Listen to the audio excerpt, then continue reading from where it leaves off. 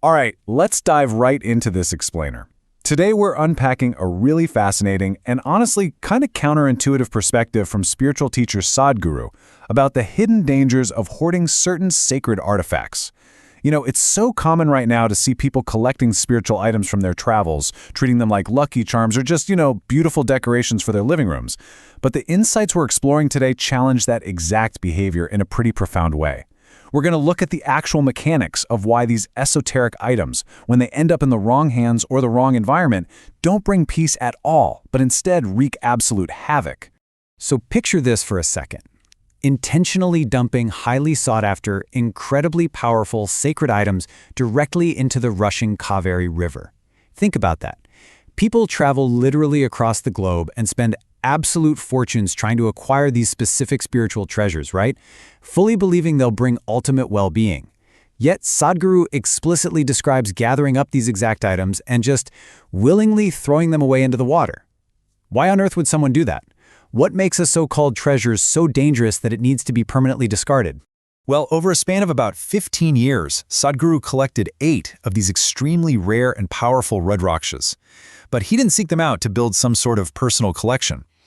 Actually, 7 of these came directly from people who had inherited them in their families for generations. And these items were causing absolute chaos and turmoil in their households.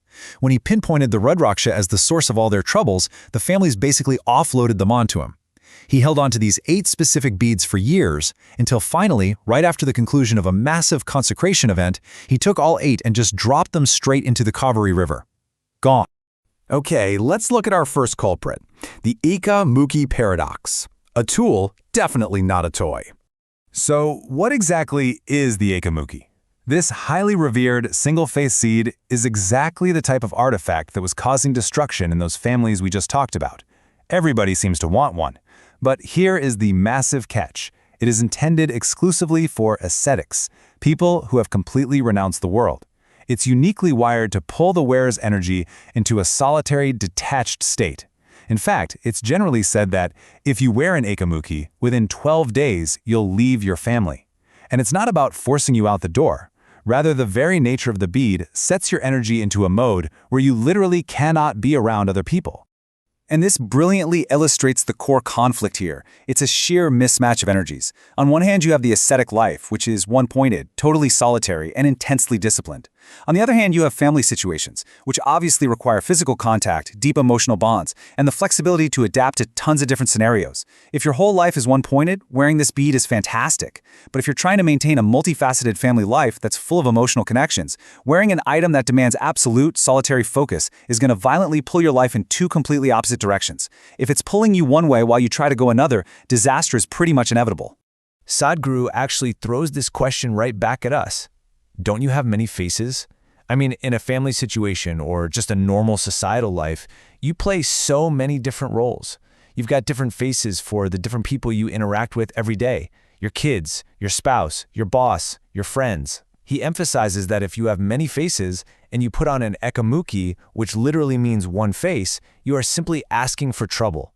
It's not going to assist you, it's just going to pull you apart. Moving on to part 2. The truth about salograms, cosmic power plants.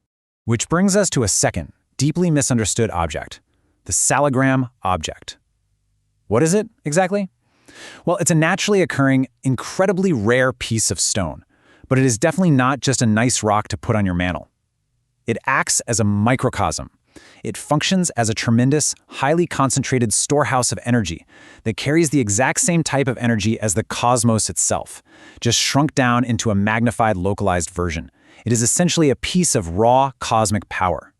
Now, because everybody wants one of these highly powerful items, a massive and honestly kind of ridiculous fake market has emerged. What people are actually buying is almost never the real thing. People will buy these nice egg-shaped stones, but historically, those were just smooth river stones that kids who couldn't afford glass marbles would pick up to play games with. Somebody literally took a simple children's game and turned it into a serious commercial market. You'll also see fossilized sea anemones being sold as salograms, or even completely manufactured fakes molded right out of resin. The irony is just astounding here. You've got people out there literally worshiping children's river stones and plastic molds. So, why all the fakes? Well, it comes down to the staggering rarity of the real thing. The source estimates that finding a genuine soligram is roughly a 1 in a billion chance. 1 in a billion! It is exceptionally rare, and honestly, even if you did somehow manage to pick one up, you likely wouldn't even know the difference unless you possess some very specific high-level spiritual awareness. But here's the massive paradox. Let's say you beat those crazy odds. If you do happen to pick up a genuine soligram, you are in real trouble. Finding the real deal is exactly where the danger begins for the average person. Look, if you know how to use it, it can be a tremendous treasure.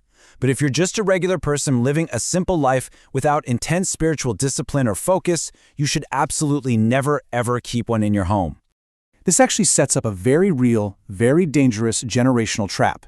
Say, a few generations ago at year 0, a deeply disciplined grandparent acquires a genuine saligram. Because they have the awareness, they make their life out of it, they thrive. Fast forward to year 40, that grandparent passes away. By year 41, the untrained next generation inherits this stone. They keep it out of tradition, but they have zero clue how to manage it. By year 45, these families are going through unimaginably horrific turmoil. They face absolute horror simply because they don't know how to handle the massive energy they just inherited. There's a brilliant analogy Sadhguru uses that just hits the nail on the head. He says it is like you have a power-generating source in your house and you don't know how to manage the energy. I mean, you wouldn't just blindly tap into a high-voltage power grid in your living room without knowing anything about electricity, right? If you did, whatever you touch, you'd be in serious trouble. So why on earth would you blindly invite a cosmic power-generating source into your home without the discipline to actually manage it? Which brings us to part 3, unmanageable energy, the real root of all this chaos. To synthesize all of these warnings, it's crucial to understand that the disaster doesn't happen out of malice or because these items are somehow cursed. Not at all. It happens entirely because of a mechanical mismatch. You have conflicting energetic directions. The tool pulls you toward solitude, while your actual life pulls you toward your family. There's a sheer lack of the required ascetic discipline in the average person. There is total ignorance regarding how to manage magnified cosmic energy.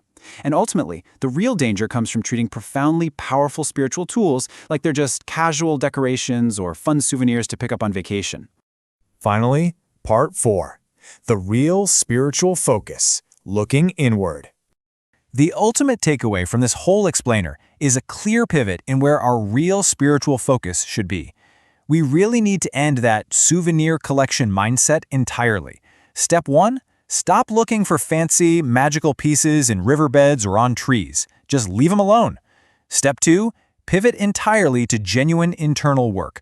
A real spiritual process is about what you do within yourself, not what you accumulate on a shelf. And step 3, trust the process. If you truly deserve or genuinely need such profound tools, they will somehow find their way to you.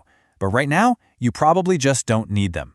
So we'll leave you with this final thought to kind of chew on as you consider your own journey. If the genuine spiritual process requires absolutely no souvenirs whatsoever, what are you really searching for when you buy these items?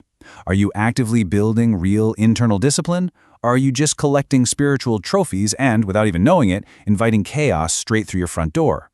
It's a pretty powerful shift in perspective, moving away from seeking magic in random objects and instead doing the real work within.